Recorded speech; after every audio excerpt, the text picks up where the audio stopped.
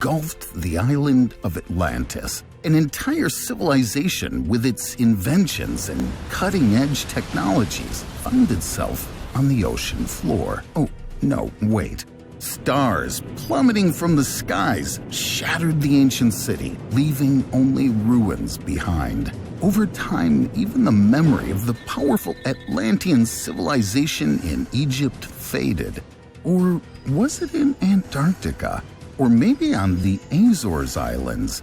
Atlantis is wrapped in myths, and its very existence is a legend whose truth is still up for debate. Still, this ancient civilization is mentioned in Plato's works, declassified CIA documents, and even the Bible. So let's figure out who created the Atlantis myth, and is it really just a myth?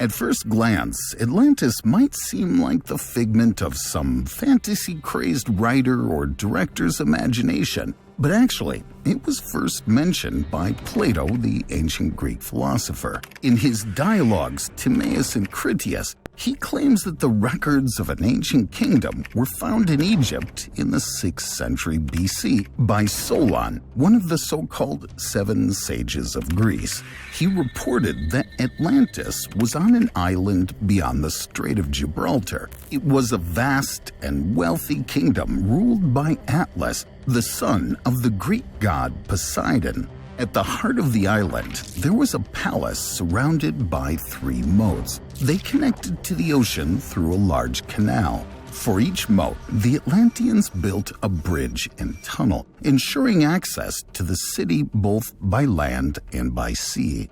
Every land ring beyond a moat was further protected by a stone wall covered in brass, tin, and orichalcum, the legendary precious metal. Atlantis was a prosperous state, but its prosperity quickly ended after the Atlanteans began their conquests across the Gibraltar Strait.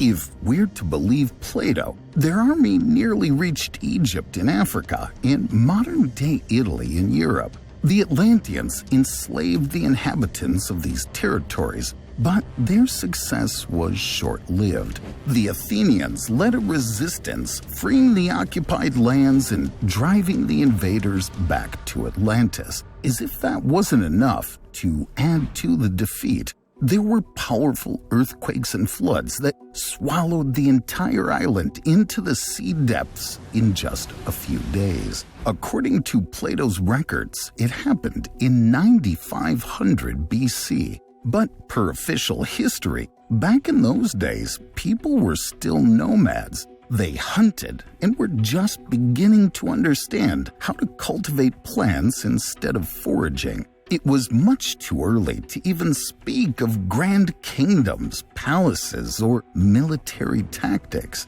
So it would seem Plato's stories are just a wild fabrication.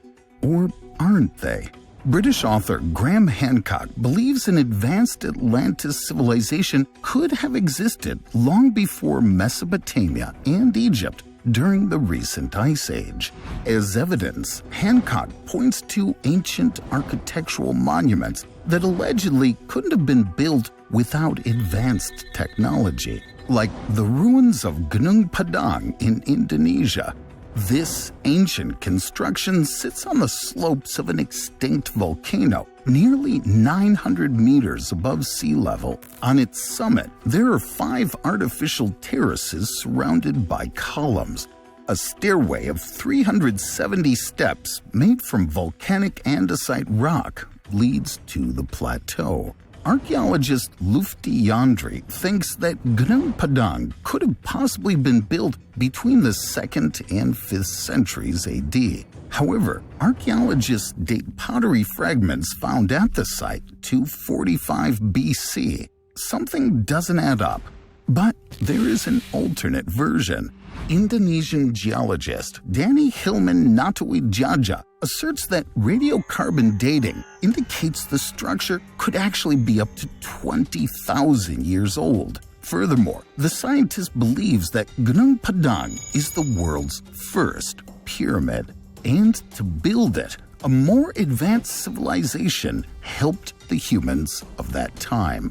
And while Natui Jaja has never published his carbon dating results, Hancock trusts his theory and claims that this advanced civilization was the Atlanteans.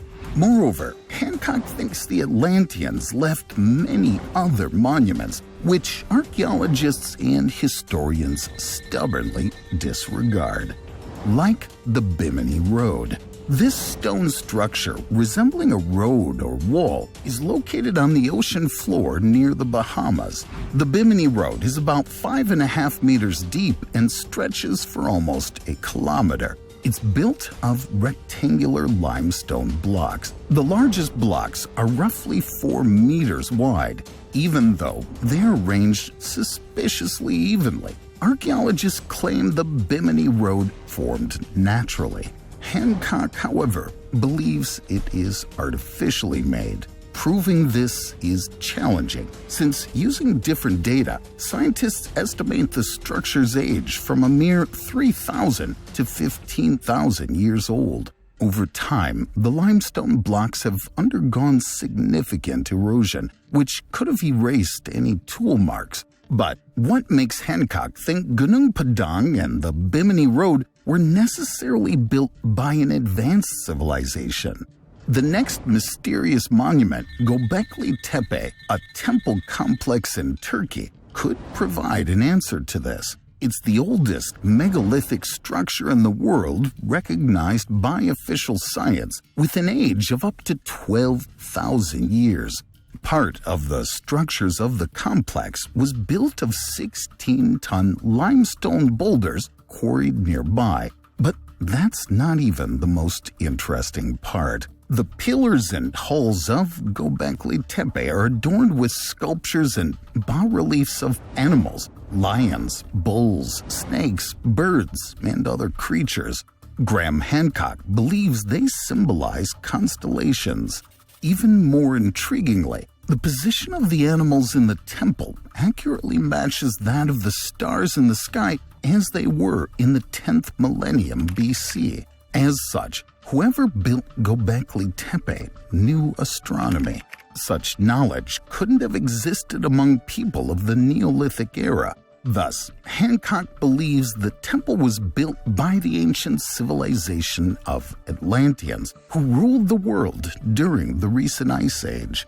But a massive catastrophe destroyed their civilization. A giant meteorite struck Earth, causing widespread glacial melting. The resultant massive flood not only completely obliterated Atlantis, but also washed away all traces of its existence. Only a few representatives of the grand civilization survived.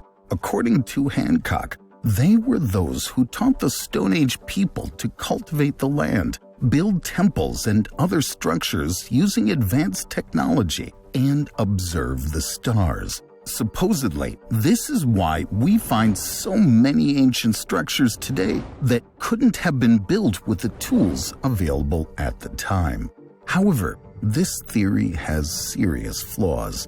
For instance, why didn't the knowledge of the Atlanteans survive to our time? Graham Hancock claims that archaeologists simply ignore the findings and mentions of Atlantis because it threatens established science. Nonetheless, his asteroid theory seems unconvincing, not least because such a cataclysm would have left a massive crater. But we haven't found any such crater yet. Therefore, it's difficult to consider Hancock a reliable source of information about Atlantis. But how about the CIA? In 2005, the CIA declassified a peculiar document. It was a report from 1967 that was less than 1.5 pages long, but over half of the text remained censored. The report details a secret project called Magnet, which focused on studying Earth's magnetic field. But apart from the primary objective, CIA agents also investigated mysterious findings. So, when in 1965, astronauts of the Gemini 4 spacecraft spotted a strange circle in the African desert during their flight, Magnet immediately sent its agents to the location. What they found was truly shocking. This is the so-called Richat structure, also known as the Eye of the Sahara. This massive formation, with a diameter of almost 40 kilometers, is located in Mauritania. It consists of rings of igneous rock that protrude above sand dunes.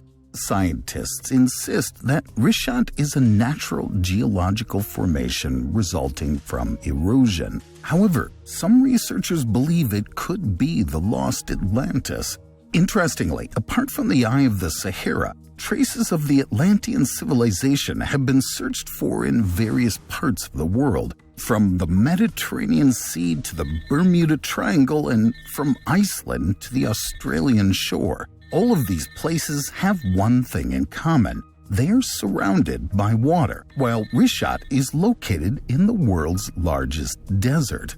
But if the sea level was raised by about 400 meters, the Eye of the Sahara would be partially submerged. This would create rings of land and channels, which Plato mentioned in his description of Atlantis. Even more intriguingly, some claim that the stones used to build the walls of the legendary city can still be found in the historical part of the neighboring town of Wadan. And even archaeologists acknowledge that during the exploration of the Richat structure, they found traces of fresh water in its center. Near the outer ring, they discovered fragments of ancient tools from the Ashwalian culture, which existed over 1.5 million years ago. In addition, several indirect pieces of evidence suggest that the Richat structure might be the remnants of Atlantis. In 2018, an international team of scientists studied the DNA of 15,000-year-old skeletons discovered in Africa. The results of the analyses are pretty surprising.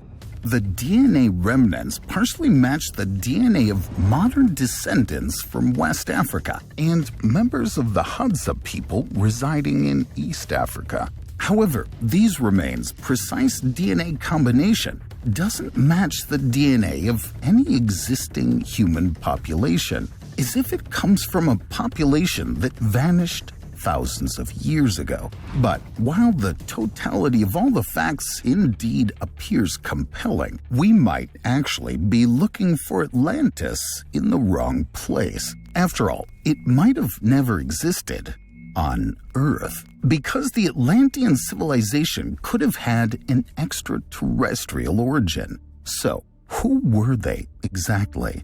Matthias de Stefano, a researcher of Atlantis, believes the Atlanteans were, no, not quite extraterrestrials as you might think. Instead, they were descendants of ordinary humans and an ancient civilization. According to Stefano, the extraterrestrial beings, the Asir, also known as the Anunnaki, decided to merge their DNA with humans because their survival depended on it. After all, the Asir's home planet was in decline, and their bodies weren't adapted to life under Earth's conditions. But even if we believe the legends, the Atlanteans themselves didn't resemble humans much. They were up to 3 meters tall, and the first representatives of the civilization could even live underwater. Because of this, the Atlanteans' faces looked unusual. They had flat noses, and their heads were much larger than those of humans. Their mouths, which resembled fishes' mouths, were also big, and so were their ears. The first Atlanteans had webs on their hands and feet, but over time they lost them, along with the ability to live underwater.